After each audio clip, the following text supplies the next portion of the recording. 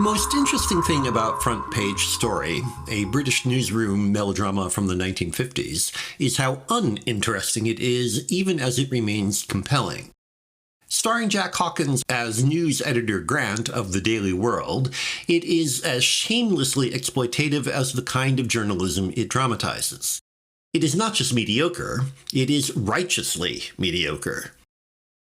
The most inventive moment is the first shot, a close-up of a newspaper splashed with a story about a woman being tried for murder. Grant then folds the paper over as he reaches to answer the phone. He has a brief conversation about the coverage in the story, thus economically introducing us to the environment and the character. Moments later, Grant's wife Susan appears in the doorway to ask who was on the phone.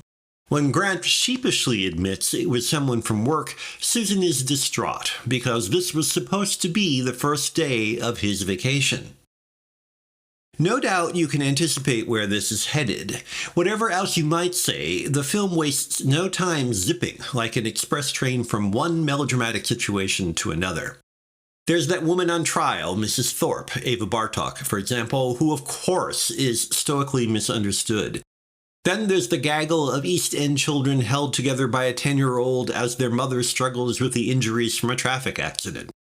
Susan Grant tells her mother in pure, stiff upper-lip fashion about her extramarital affair with, it turns out, Grant's assistant. There's even a nuclear scientist being tracked by a barely sober reporter who almost blows the scoop that the egghead is leaking secret information. While that awkwardly ambitious, slightly confusing thread sticks out to go nowhere, every other subplot is thoroughly predictable. Of course Susan is about to leave Grant. Of course the 10-year-old is sadly mature beyond her years. Of course the reporter assigned to Mrs. Thorpe's trial, named Kennedy, Michael Goodliffe, responds to her tragic heir. More poet than reporter, he is disgusted by the other hack's behavior.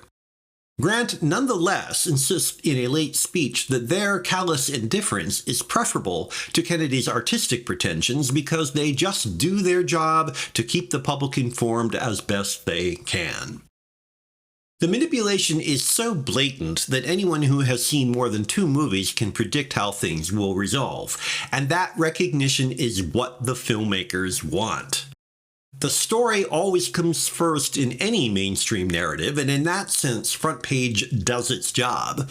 What makes the film unique is how it exemplifies what it defends: the power of mediocrity, predictability, a lack of imagination, and playing by the rules.